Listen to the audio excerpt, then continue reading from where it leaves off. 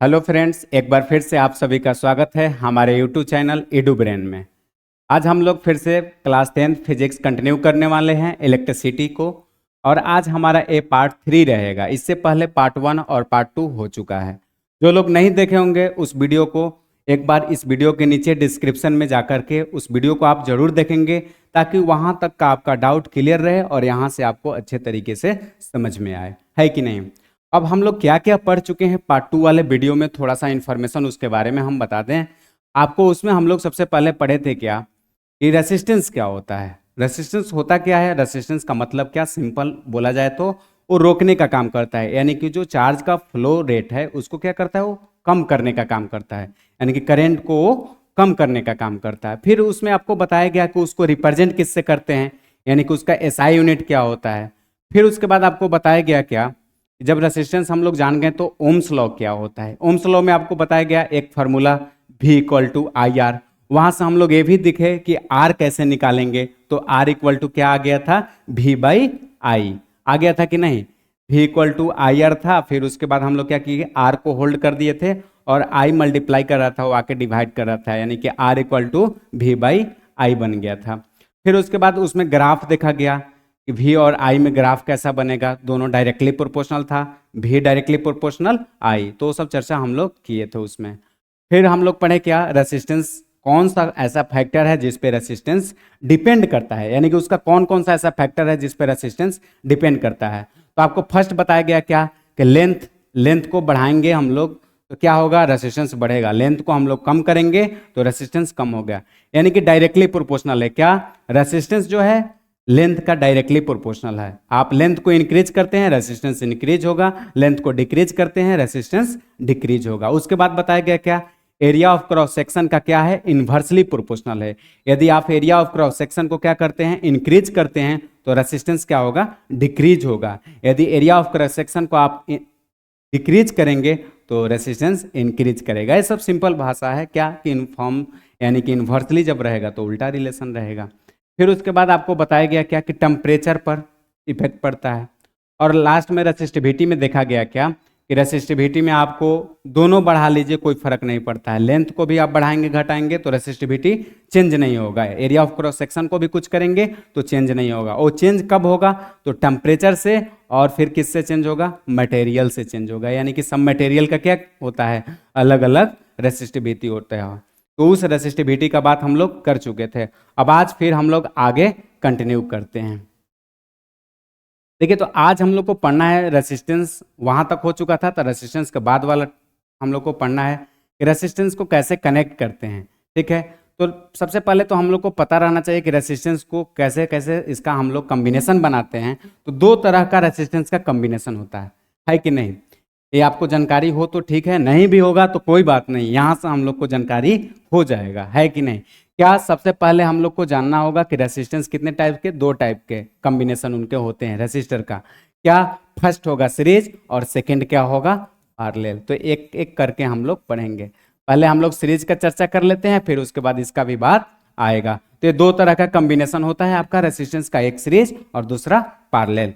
देखिए, सबसे पहले सीरीज वाले के लिए चर्चा हम लोग कर लेते हैं। क्या लिखा हुआ है इसमें, व्हेन टू और मोर रेसिस्टर्स, क्या, दो या दो से ज्यादा रेसिस्टर को जब हम लोग कनेक्ट करते हैं इंड टू द इंड, यानी कि एक इंड से दूसरा इंड को कनेक्ट करते हैं, the arrangement is called the series combination.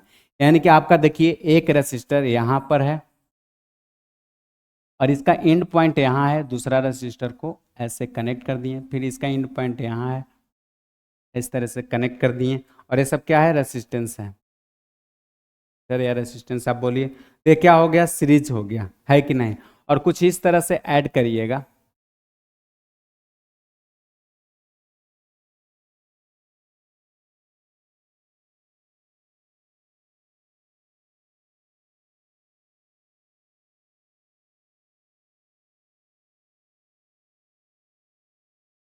ये हम लोग को क्या देखने को मिलेगा, पैरेलल देखने को मिलेगा।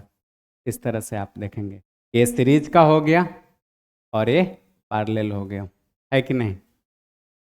ये सब चीज हम लोग देखेंगे, ये दोनों कॉम्बिनेशन पढ़ना है। तो बोला क्या है कि व्हेन टू और more resistor connected end to end, the arrangement is called series combination, उस कॉम्बिनेशन को क्या बोलेंगे, तो सीरीज कॉम्बिनेशन बोलेंगे। कब, जब एक एंड से दूसरा कनेक्ट हो जाए, दूसरा से तीसरा कनेक्ट हो जाए, तो उसको हम लोग बोलेंगे सीरीज कॉम्बिनेशन बोलेंगे। तो सीरीज कॉम्बिनेशन देखिए, आपको इमेज क्लियर दिख रहा होगा। यहां से मान लीजिए कि एक रेसिस्टेंस ऐसे कनेक्ट किया गया है, देखिए कलर चेंज कर लेते हैं ताकि आपको अच्छे से और दिखे। यहाँ से एक रेसिस्टेंस कनेक्ट किया गया है, फिर दूसरा यहाँ से है, फिर यहाँ से तीसरा है। अब इसमें आपको बताया गया है जैसे R1, R2 और R3 है कि नहीं, इस तरह से आपको बताया गया है। अब ये तीनों रेसिस्टेंस क्या हुआ, सीरीज में है। अब आपको निकालना क्या है, टोटल रेसिस्टेंस इन सीरीज, यानी कि सीरीज में टोटल रेसिस्टेंस क्या होगा, उसको हम लोग बोल सकते हैं आर टोटल, आर इक्विवेलेंट, अलग अलग नाम है, सबको बोल सकते हैं क्या, आर टोटल भी बोल सकते हैं, आर इक्विवेलेंट भी बोल सकते हैं। तो आर इक्विवेलेंट का मतलब ये सम है सबका, तो एस से भी डिनोट कर सकते हैं, टोटल इक्विवेलेंट है कि नहीं, आप जो नाम देना चाहें सब दे सकते हैं। तो R1, R2, R3 क्या किया है, सबको आपस में बस ऐड कर दिया है, simple add, R1 plus R2 plus R3, उसको क्या बोलेंगे हम लोग, आर इक्विवेलेंट बोलेंगे। कब, सीरीज में, यानी कि जब आपका ये सीरीज में रहेगा तो कैसे आप लिखिएगा, इसको आप ब्रैकेट में बना लेंगे, ये फार्मूला आपका सीरीज का हो गया, किसका हो गया, सीरीज का। यानी कि जब सीरीज में आपको दिखेगा रेसिस्टेंस तो उसको इस तरह से ऐड करेंगे, R1 plus R2 plus R3, वो क्या हो गया, सीरीज कॉम्बिनेशन का रेसिस्टेंस ऐड करने का तरीका हो गया, है कि नहीं। फिर देखिए इसमें आपको आगे क्या बताया जाएगा। अब देखिए इसमें आगे हम लोग को क्या देखना है। अब तो हम लोग देख लिए कि रेसिस्टेंस को कैसे ऐड करते हैं, उसके बाद क्या लिखा हुआ है कि current through each resistor is same, यानी कि जो करेंट जाएगा सब रेसिस्टर के थ्रू क्या जाएगा, सेम जाएगा। एक ही सीरीज में है तो सबको मिलेगा, बराबर मिलेगा। वही बोला है कि करेंट थ्रू ईच रेसिस्टर, यानी कि जो अलग अलग रेसिस्टर है सबको क्या मिलेगा, करेंट सेम मिलेगा। Equivalent resistance is larger than largest individual resistance. अब क्या बोल रहा है कि जो इक्विवेलेंट रेसिस्टेंस निकल के आएगा, क्या इक्विवेलेंट रेसिस्टेंस जो होगा वो लार्जर होगा, किससे कंपेयर में, larger than largest individual resistance. यानी कि जो इंडिविजुअल में मान लीजिए कि R1, R2 और R3 सबका क्या है, अलग अलग वैल्यू है, सबका अलग वैल्यू है। और मान लीजिए इसमें जो सबसे बड़ा भी होगा ना, उससे भी बड़ा आएगा, कौन बड़ा आएगा, आर इक्विवेलेंट, यानी कि बड़े से भी बड़ा आएगा। इंडिविजुअल में जो अपने को सबसे क्या हो समझता होगा, ज्यादा बड़ा समझता होगा, उससे भी बड़ा आएगा, कौन, आर इक्विवेलेंट। वही बोला है equivalent resistance is larger than largest individual resistance, यानी कि सबसे इंडिविजुअली जो बड़ा भी होंगे रेसिस्टेंस, उससे क्या बड़ा आने वाला है, तो इक्विवेलेंट रेसिस्टेंस उससे भी बड़ा आने वाला है। अब टोटल वोल्टेज का चर्चा कर लेते हैं। टोटल वोल्टेज क्या होगा, तो सम ऑफ वोल्टेज ड्रॉप, यानी कि जो वोल्टेज, जैसे टोटल रेसिस्टेंस का बात कर रहे थे उस तरह से वोल्टेज का, तो भी क्या देखने को मिलेगा, V equal to V1 plus V2 plus V3 मिलेगा। क्यों बताइए, अब V1 V2 V3 सब तीनों का क्या हो जाएगा, ऐड हो जाएगा, है कि नहीं। फिर देखिए उसके बाद आगे हम लोग बात करते हैं वोल्टेज अक्रॉस ईच रेसिस्टर, यानी कि एक एक के लिए वोल्टेज देखा जाए तो क्या होगा, ये आपको समझने वाला बात है कि नहीं। तो थोड़ा सा ध्यान देंगे आप तो आपको यहाँ पर समझ में आएगा, नहीं तो ये समझना थोड़ा सा आपके लिए क्या होगा, मुश्किल होगा, क्योंकि ये आपको समझना इंपॉर्टेंट है। यहाँ पर आपको जानना होगा कैसे क्या होगा। यहाँ पर देखिए सबसे पहले तो हम आपको बता दें क्या, कि जो वोल्टेज अक्रॉस ईच रेसिस्टर बोल रहा है, क्या बोल रहा है, वोल्टेज अक्रॉस ईच रेसिस्टर, इसमें क्या है लिखा हुआ है कि V1 इक्वल टू IR1। इसका मतलब क्या, यानी कि इसका मतलब हो गया, जैसे V इक्वल टू क्या लिखते थे बताइए, V इक्वल टू क्या लिखते थे, IR लिखते थे कि नहीं। तो उसी तरह से जब V1 यानी कि V1 कर रहे हैं तो R1 करेंगे। इसका मतलब क्या, यानी कि R1 के अक्रॉस देखा जा रहा है वोल्टेज, किसके अक्रॉस, R1 के अक्रॉस वोल्टेज देखा जा रहा है, यानी कि R1 के कंपेयर किया जा रहा है, तो इसलिए दोनों के जगह 1 1 लगा दिए। फिर उसी तरह से V2 का चर्चा करेंगे तो क्या होगा, IR2। अब I में 2 क्यों नहीं लगा रहे हैं, I में 1 क्यों नहीं लगा रहे हैं, I में 2 क्यों नहीं लगा रहे हैं, क्योंकि I सारा जगह सेम रहने वाला है, I चेंज नहीं होने वाला है। तो I में कुछ किसी तरह का छेड़छाड़ नहीं कर रहे हैं, और R1 R2 क्या कर रहा है, रेसिस्टेंस से वैरी कर रहा है। तो यानी कि R1 के साथ V1 दिख रहा है आपको, R2 के साथ V2 दिख रहा है, लेकिन दोनों में I आपका सेम दिख रहा है। कहने का मतलब क्या हुआ कि I सेम है लेकिन रेसिस्टेंस चेंज होगा तो वोल्टेज हम लोग को इस तरह से डिनोट करना होगा। तो ये हम लोग V1 लिखने का तरीका हुआ कि V1 equal to IR1, V2 equal to IR2 और V3 इक्वल टू IR3, है कि नहीं। अब इसमें देखिए समझिए क्या लिखा हुआ है आसान, लेकिन फिर भी थोड़ा सा ध्यान देंगे। क्या, यहां से ऐसे कर लीजिए। अब देखिए इसमें क्या, अब देखिए यहां से आपको बताया गया क्या कि ये सब ऐड होने के बाद भी हो जाएगा। इसका मतलब क्या बोल रहा है, जैसे अभी क्या देखते थे कि जो नेट वैल्यू निकलेगा, नेट वोल्टेज जो निकलेगा वो क्या निकलेगा, V1 plus V2 plus V3। क्या निकलेगा, V1 plus V2 plus V3। अब V1 अभी क्या बताए थे कि V1 जो होगा IR1 होगा, V2 जो होगा वो IR2 होगा और V3 जो होगा IR3 होगा। इसमें तो कोई कंफ्यूजन नहीं होना चाहिए कि जब V1 रहेगा यानी कि V इक्वल टू IR, यहां से हो रहा है कि जब V1 रहेगा तो R1 होगा, V इक्वल टू IR, जब यहाँ 2 रहेगा तो यहाँ 2 रहेगा, V इक्वल टू IR, फिर से वही लगा दीजिए, यहाँ 3 और यहाँ 3। इसमें कोई कंफ्यूजन नहीं रहना चाहिए। तो वही किया गया कि V1 के जगह IR1, V2 के जगह IR2 और V3 के जगह IR3।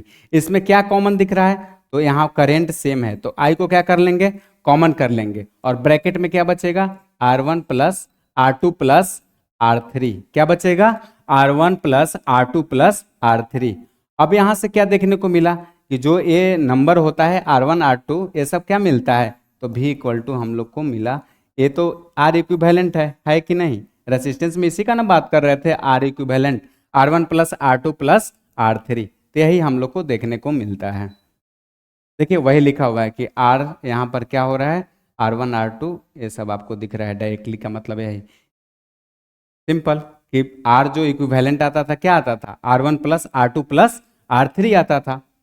अब देखिए आगे क्या लिखा हुआ है हम लोग का, अब आगे हम लोग को लिखा गया है कि रेसिस्टर इन पैरेलल। अब सीरीज का बात हो गया कि सीरीज में कैसा कॉम्बिनेशन होता था, एक का कनेक्शन जहां लास्ट हुआ दूसरा का वहीं से कनेक्ट होता था, और तीसरा का कहां होता था, दूसरे का जहां लास्ट करता था तीसरा वहां से कनेक्ट होता था। और उसमें यह भी बताया गया आपको क्या कि करंट सेम रहेगा, है कि नहीं, करंट उसमें सेम रहेगा। फार्मूला भी हम लोग अरेंज करके देख लिए। अब इसमें क्या होने वाला है, देखिए रेसिस्टर इन, अब इसमें रेसिस्टर में हम लोग देखेंगे क्या, पैरेलल कॉम्बिनेशन। रेसिस्टर में कैसा कॉम्बिनेशन, पैरेलल कॉम्बिनेशन। तो पैरेलल कॉम्बिनेशन में क्या देखने को मिलेगा कि जब भी आप पैरेलल कॉम्बिनेशन का बात कर रहे हैं तो पैरेलल कॉम्बिनेशन में आपको देखने को मिलेगा कि voltage across each resistor is same, यानी कि अब इसमें करंट नहीं सेम रहेगा, इसमें वोल्टेज सेम रहेगा। उसमें करंट सेम होता था, वोल्टेज नहीं सेम होता था, लेकिन इसमें क्या हो गया, करंट सेम नहीं होगा, क्या होगा, वोल्टेज सेम होगा। वही बोला है कि voltage across each resistor is same equal to the applied voltage, यानी कि जितना वोल्टेज अप्लाइड होगा उतना ही सबका सब क्या होगा, इसमें वोल्टेज रहेगा। फिर क्या बोला है कि total current is equal to the sum of currents. क्या, total current is equal to the sum of currents, यानी कि जो टोटल करेंट रहेंगे वो इक्वल टू होगा क्या, सम ऑफ करेंट के। जैसे वहां पर V जो आ रहा था तो क्या आ रहा था, V equal to V1 plus V2 plus V3। I को लिखने का जरूरत ही नहीं था क्योंकि I सब में सेम था, लेकिन इसमें I को लिखना पड़ेगा। क्या लिखना पड़ेगा, I equal to I1 I2 और I3। इसमें I को उसके तरह लिखना पड़ेगा, V के तरह। अब इसमें V को लिखने का जरूरत नहीं है। ये काम किस में करते थे हम लोग, सीरीज में। किसमें, सीरीज में। अब ये काम यहाँ सीरीज में करते थे, लेकिन यहाँ पर पैरेलल वाले में ये काम नहीं करना है। पैरेलल वाले में क्या करेंगे, इस काम को करेंगे। किसमें, पैरेलल में ये काम करेंगे, पैरेलल वाले के लिए यूज करना है। अब देखिए वही लिखा हुआ है कि I इक्वल टू क्या होगा, I1 I2 I3। अब देखिए I का फॉर्मूला ये बताया गया था, V इक्वल टू क्या होता है, IR। V इक्वल टू क्या होता है, IR। तो I कैसे वहां से निकलेगा, I को आप होल्ड कर दीजिए। I को जब आप होल्ड करेंगे तो V, और यहाँ पर R क्या कर रहा है, I के साथ मल्टीप्लाई कर रहा है, इधर आएगा तो क्या करेगा, डिवाइड करेगा। तो R इक्वल टू क्या हो गया, V बाई R हो गया। R इक्वल टू क्या हो गया, V बाई R। तो देखिए आप ध्यान देंगे तो आपको पता चलेगा क्या कि V बाई R लिखने का मतलब क्या कि एक I का वैल्यू लिख रहा है। V बाई R लिखने का मतलब एक I का वैल्यू। अब यहाँ से क्या करेगा, तो लिखेगा भी तो सब में सेम है, तो भी अपॉन R1, भी अपॉन R2 और भी अपॉन R3। एक किसका हो गया, तो I इक्वल टू लिखने का ये तरीका हो गया। अब क्या करेगा, भी को सब में सेम कर लेगा ऐसे। अब देखिए क्या होगा, भी इक्वल टू भी बाई आर। अब इसमें क्या करेंगे, इसमें भी को कॉमन कर लिए, अब क्या होगा 1/R1, 1/R2 प्लस 1/R3। अब इसमें भी सामने सामने से भी है कि नहीं, तो यहाँ से 1/R इक्विवेलेंट का यही फार्मूला होता है। किसमें, जब पैरेलल कॉम्बिनेशन रहता है तो रेसिस्टेंस का यही फार्मूला होता है R इक्विवेलेंट का। 1/R इक्विवेलेंट जो होता है वो किसके बराबर होता है, तो 1/R1, 1/R2, 1/R3 के बराबर होता है R इक्विवेलेंट। तो ये आपका होता है फार्मूला किसका, तो देखिए यहाँ लिख देते हैं 1/R इक्विवेलेंट, पैरेलल में 1/R1, 1/R2, 1/R3। ये आपका फार्मूला होता है पैरेलल कॉम्बिनेशन का, है कि नहीं।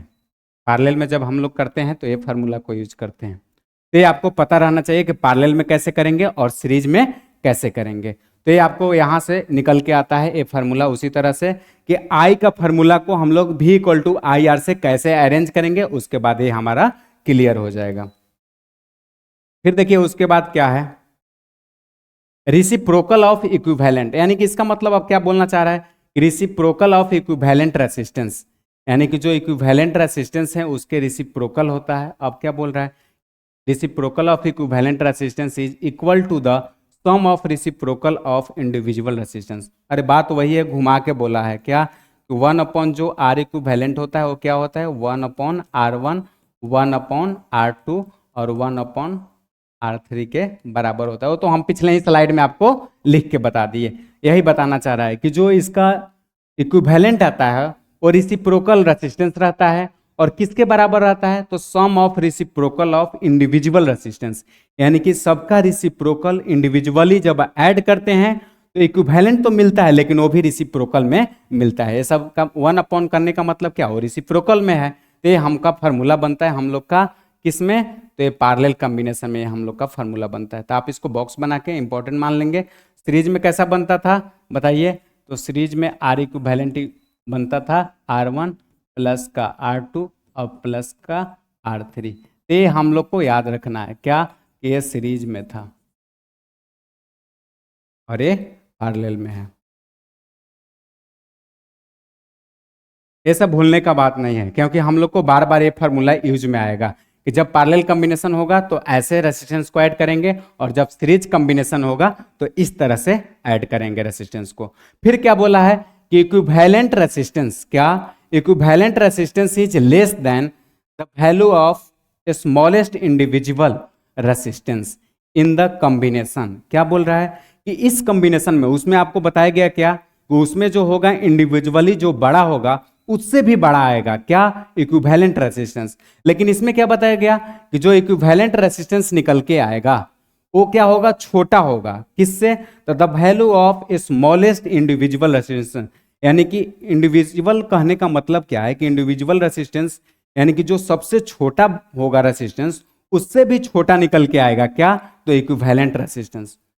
जो सबसे छोटा होगा रेसिस्टेंस उससे भी छोटा निकल के आएगा वैल्यू किसका, तो इक्विवेलेंट रेसिस्टेंस का। किसमें, तो पैरेलल कॉम्बिनेशन में। ये आपको याद रखना है, इसमें पैरेलल कॉम्बिनेशन में जो इक्विवेलेंट रेसिस्टेंस होगा वो क्या आएगा, इंडिविजुअली स्मॉल से भी स्मॉल रहेगा, और उसमें क्या होता था जो इंडिविजुअल जो बड़ा रहेगा उससे बड़ा आएगा इक्विवेलेंट रेसिस्टेंस। कब, तो सीरीज वाले में। ये सब पॉइंट आपका है वो आप रीड करेंगे पता चल जाएगा।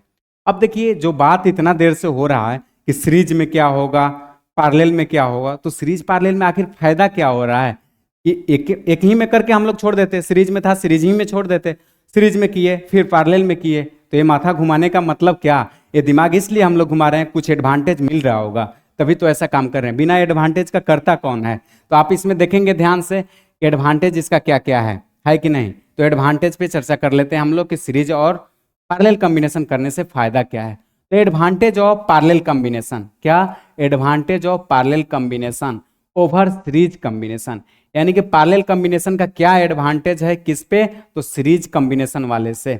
लिखा हुआ है कि in a series circuit when one component fail, series circuit में जब एक कंपोनेंट फेल हुआ, then the circuit broken and the none of component work, एक खत्म तो पूरे को खत्म कर दिया। सुने हैं ना कि एक बर्बाद क्या करता है, सबको बर्बाद कर देता है। तो सीरीज कॉम्बिनेशन का हाल है क्या, यानी कि एक दूसरे पे डिपेंड रहेंगे, यदि एक भी गया सबको ले बुड़ेगा, है कि नहीं। तो वही बता रहा है कि सीरीज सर्किट में क्या होगा, यानी कि एक जाएगा, एक कंपोनेंट आपका खराब होगा तो पूरा सर्किट क्या हो जाएगा, बेकार हो जाएगा। दूसरा क्या लिखा हुआ है कि different appliances have a different requirement. अब क्या बोला है कि different appliances have a different requirement of current, this can not be satisfied in series, ठीक है, एज करेंट रिमेन्स सेम। यानी कि यदि अलग अलग अप्लायंसेज को अलग अलग करंट चाहिए, मान लीजिए किसी को कम करंट चाहिए, किसी को ज़्यादा चाहिए, ये काम किस में नहीं हो सकता है, तो ये काम सीरीज वाले में नहीं हो सकता है। सीरीज वाला एकदम क्या है, नॉर्मल है, मिलेगा तो सबको बराबर मिलेगा, बुड़ेगा तो सब बुड़ेगा, मिलेगा तो सबको बराबर मिलेगा। ये किसका रोल है, सीरीज वाले का। तो ये तो गड़बड़ है। मान लीजिए कि अलग अलग आप अप्लायंसेज यूज कर रहे हैं, एक बल्ब यूज कर रहे हैं, फैन यूज कर रहे हैं, रेफ्रिजरेटर यूज कर रहे हैं, एसी यूज कर रहे हैं, कूलर यूज कर रहे हैं, तो सबका तो अलग अलग करंट रहना चाहिए, और ये काम किस में नहीं हो पाएगा, सीरीज में नहीं हो पाएगा। ये कहने का मतलब क्या कि जब आप सीरीज से कनेक्ट करते हैं तो एक बर्बाद होगा तो पूरे को बर्बाद कर देगा। तो ये सीरीज कॉम्बिनेशन का मतलब ये हुआ। अब बोल रहा है क्या कि करंट रिमेन सेम, यानी कि उसमें सीरीज में करंट हमेशा सेम रहेगा, तो ये चेंजेस देखने को नहीं मिलेगा। फिर बोला है कि total resistance in parallel circuit is decreases, और जब पैरेलल सर्किट में रहता है वो टोटल रेसिस्टेंस क्या आता है, कम आता है। तो हमारे लिए फायदा का बात है, क्यों हमारे लिए क्यों है बेनिफिट, बेनिफिट इसलिए है कि रेसिस्टेंस कम होगा तो करंट हमको ज़्यादा मिलेगा, यानी कि करंट मेरा कहीं बर्बाद नहीं होगा। तो यानी कि इसमें आपका मेन पॉइंट तो ये भी है कि total resistance in parallel circuit, क्या total resistance in parallel circuit decreases, यानी कि जो टोटल रेसिस्टेंस होगा पैरेलल सर्किट में वो कम होगा, और कम होने के कारण हमको फायदा क्या होगा, करंट प्रॉपर तरीके से मिलेगा, है कि नहीं। ये आपका 3 पॉइंट था कि सीरीज में रखेंगे तो क्या क्या होगा। सीरीज में पहला क्या है घाटा, कि वो जब कंपोनेंट को क्या करेंगे हम लोग, एक फेल होगा तो पूरा फेल हो जाएगा। दूसरा क्या उसका है कि करंट उसमें अलग अलग आप नहीं दे सकते हैं, जब भी जाएगा करंट तो सेम जाएगा। और तीसरा क्या है, जो इसका टोटल रेसिस्टेंस है कि नहीं, वो ज्यादा आएगा पैरेलल के कंपेयर में।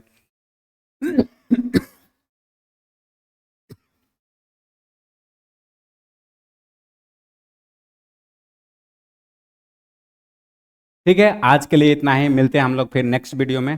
Thank you for watching this video.